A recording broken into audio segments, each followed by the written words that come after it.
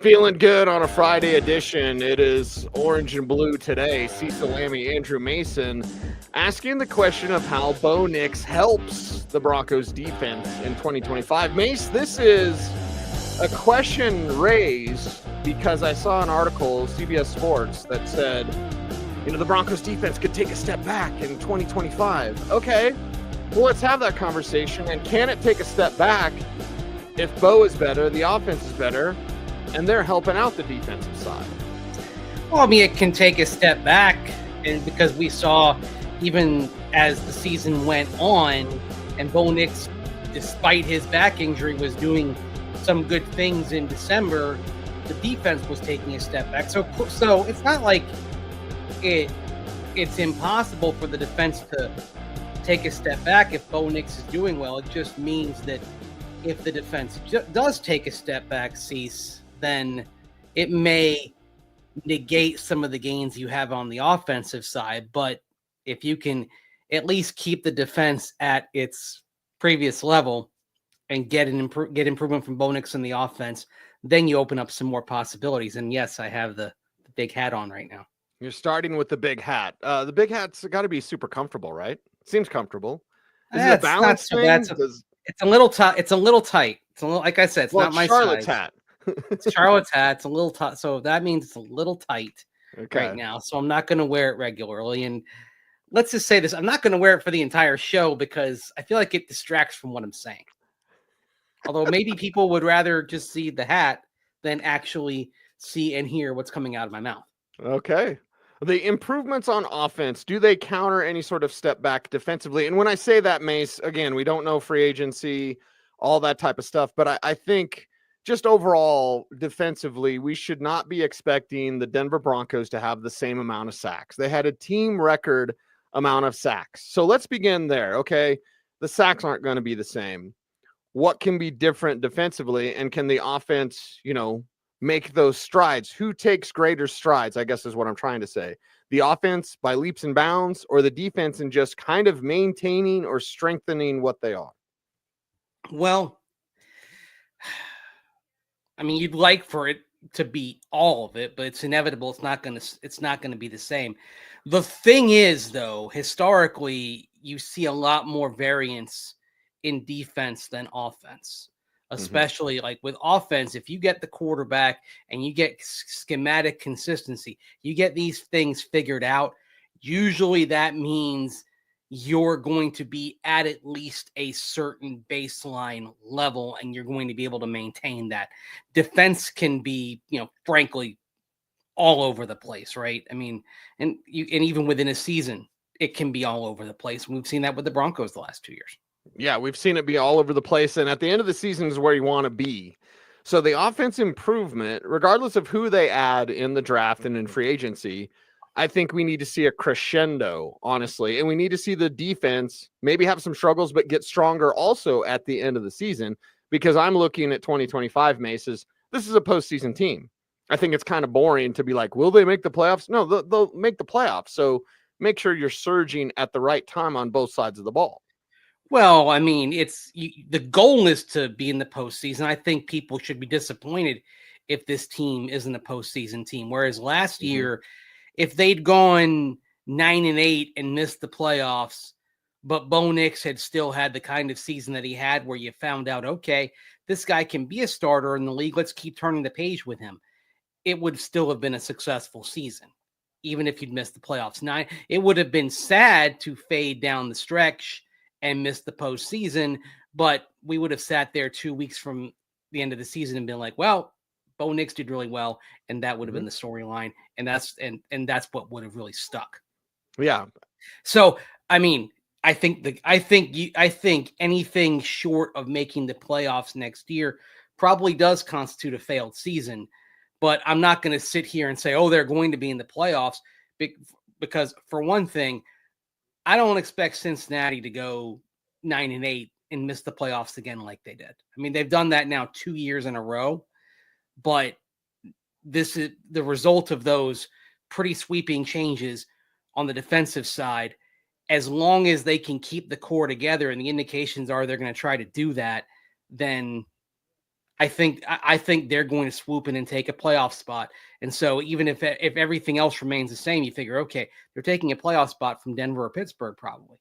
It's, you can't, I can't sit there and put the playoff spot for next year in Sharpie. I know optimism says that, Right. but I'm not going to do it. I will say yes, they will be, because that's the expectation. It's a disappointment, like you said, if they don't make the playoffs. They have to make the playoffs. You already started that trend. They can take a step back, yes, and still continue forward, but all signs are pointing. Like Pittsburgh, yeah, if you take a team out of the postseason, my chips would be on them. But for me with the Broncos, it's like I don't see in the CBS article, I'm not sure if you read it, but like I don't see this giant step back for this defense and things will fall apart. Like the continuity, it has to account for something, right? It should, although you can argue the step back already happened down the stretch last year. Right. And they're going to fix the glitch, right? You hope so. They're going to try. I mean, that's a goal of free agency. I mean, that's why we were discussing a couple of days ago, what do you do at linebacker? And Zach Bond or Nick Bolton. And if you really want to get frisky, why don't you get both, right? Mm-hmm. I mean, if you really just wanted to say, we're going to just gut this thing, gut the core of this defense, and we're going to start over again. I don't think they will. I think they value Alex Singleton. They value his leadership. They also value a relatively cap-friendly contract for him coming back on that after that torn ACL last year. So I think it'll be either Zach Bond or Nick Bolton coming in. But I do think the solution to hopefully get better on the inside is going to come from free agency. The question then is, okay, do you want to add to the safety position as well in free agency, or are you going to stand pat and maybe draft a safety and develop and see where you go there? That I think is sort of bubbling beneath the surface. I don't think they want to spend too much on safety, just given overall positional value and what they think of the safety position. I think that was established last year when they chose not to bring Justin Simmons back, and they went with two guys in Brandon Jones and PJ Locke, whose combined contracts were less than what they would have paid Justin Simmons last year. And I believe that safety is a little bit further down the draft needs for, people that put a first round safety for the Broncos. Like, okay, it is a need, but Sean Payton's talked about the need. It's pass catcher who plays running back or tight end. And that's where the Bo Nix conversation comes in, because defensively, what did we see at the end of the year?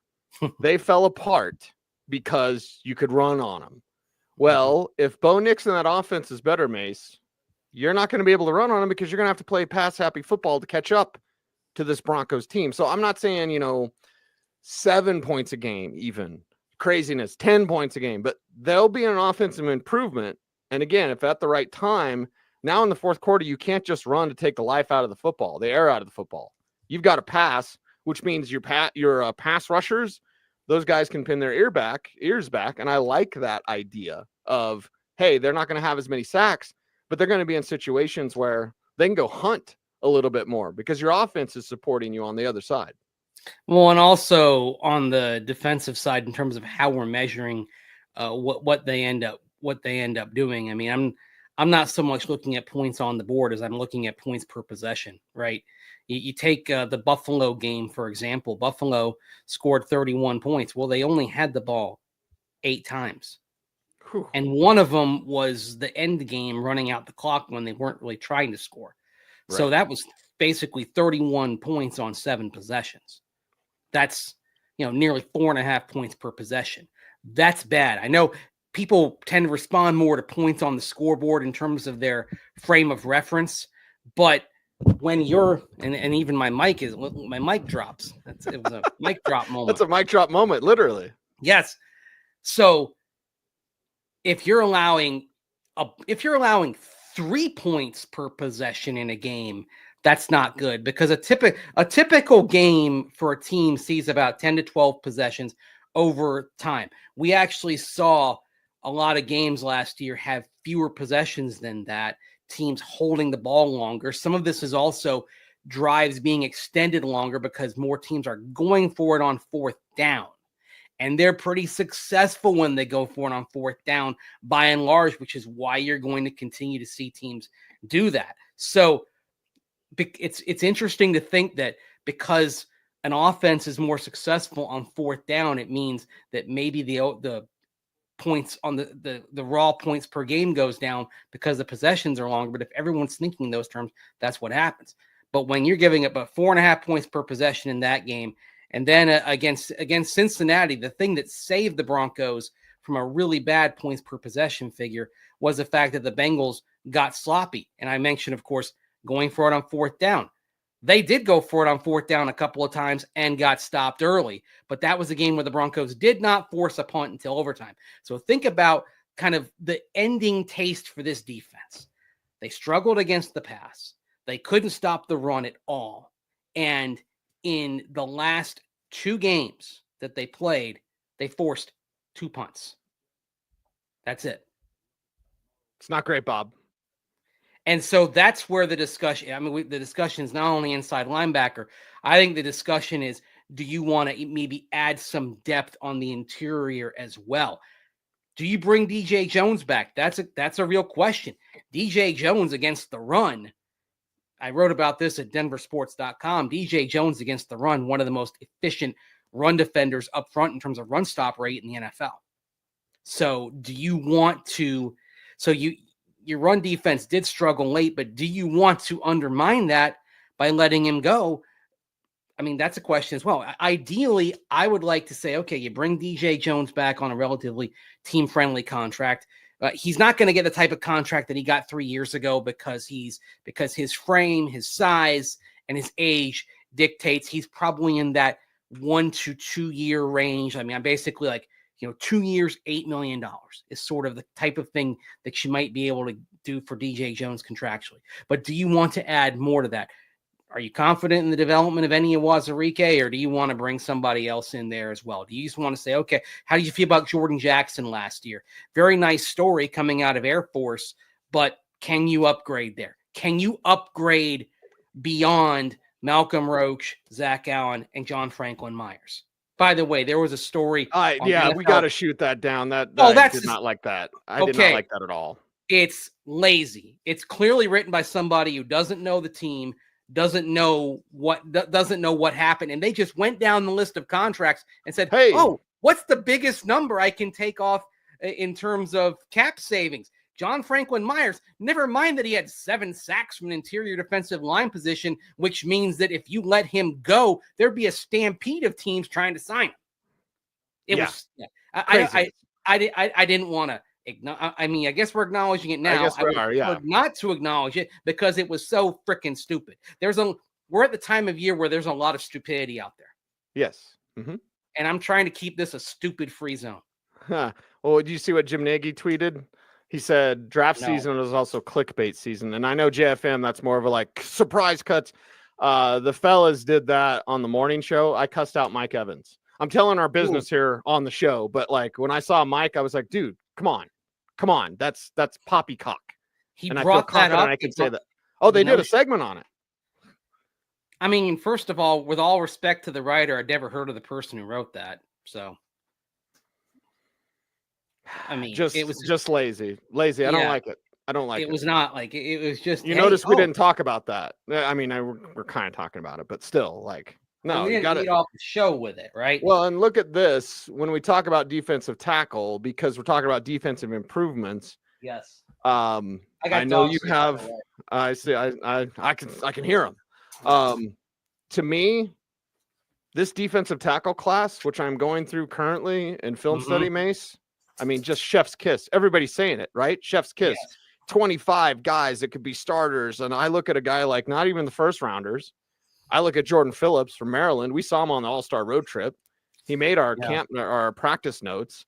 Jordan Phillips is a guy that has incredible physical tools, a Maryland kid, 310, 15 pounds, whatever it is.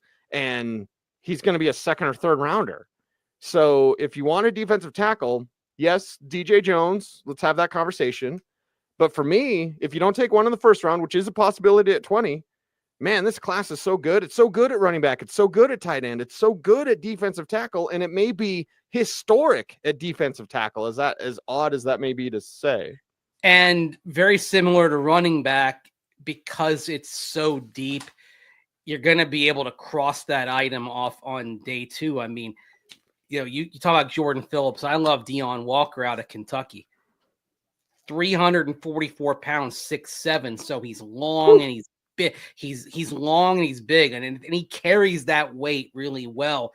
So the thing is, he's got some smoothness and some litheness to him because he has that really long frame that he's carrying that weight on, which I think which makes him kind of a nightmare. And imagine if you can teach him the old Bill Kollar technique of, okay, if you can't get there, get your arms up.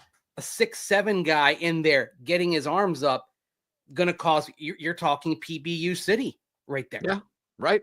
Yeah, imagine that in the middle of your defensive line. And you might, and there's a good chance you can get him with pick 85. Oh yeah, yeah, for sure. This class is so deep. If you take the depth of this class away, he's now mid-second. It makes that type of leap. So yes, please defensive tackle in the. We're not saying 2 and 2, the Chuck Woolery like we have for tight ends and running back. But man, if you went with 2 defensive tackles, a draft pick and an undrafted guy, I would applaud that. Yeah, I would like that too. Mm-hmm. That's right. I would too. So help your offense, help your defense out by your offense being better, but your defense, the glitches are going to get fixed, Mace.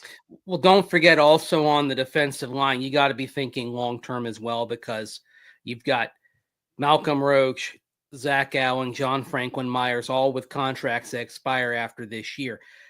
I expect with Zach Allen, they'll get an extension done. It's a question of timing.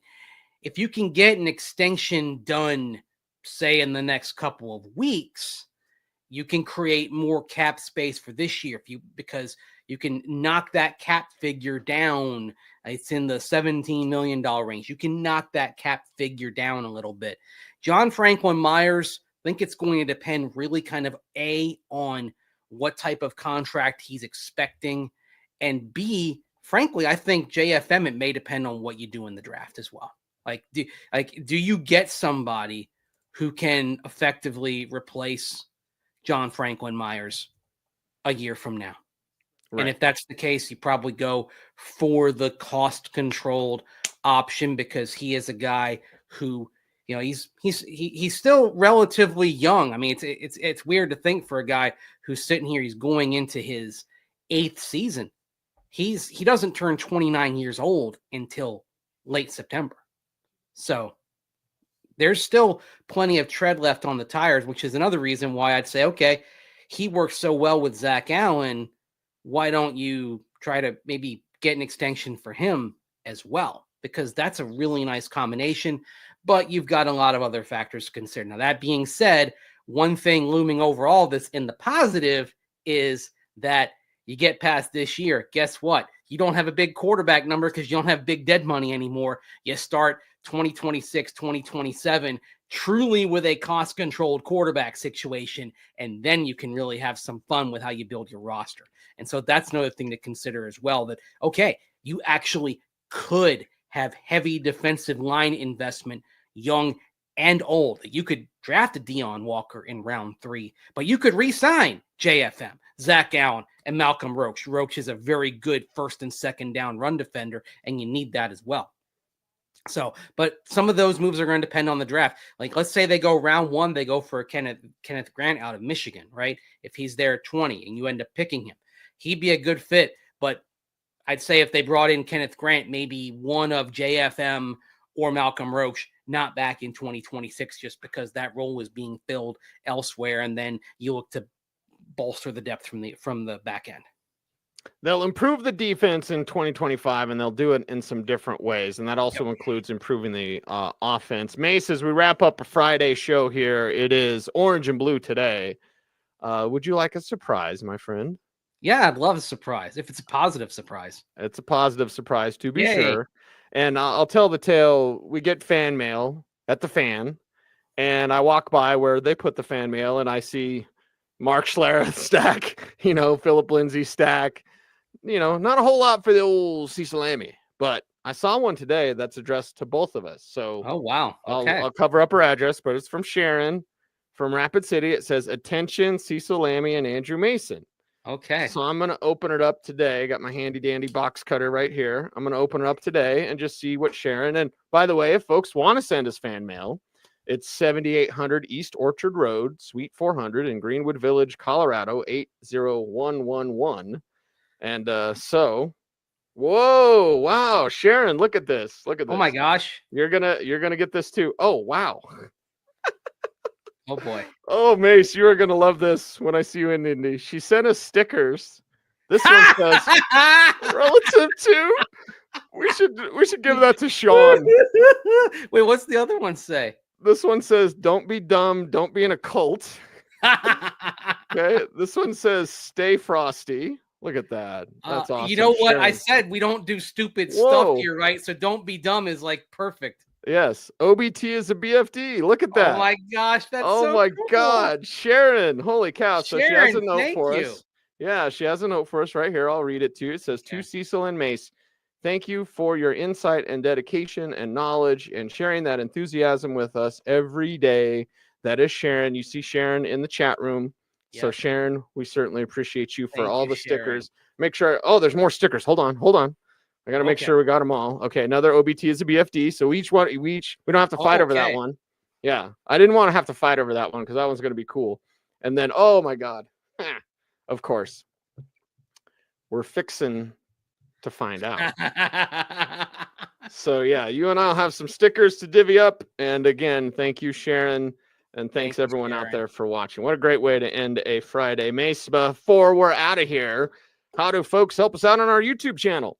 Like, comment, share, subscribe, and hit that notification bell. Ding. Ding. So that you never miss a vid. That's right. He's Andrew Mason. You follow him on all the socials at Mace Denver. I'm at Cecil Lammy saying OBT's a BFD. Thanks for watching. Stay tuned. And would you please stay frosty,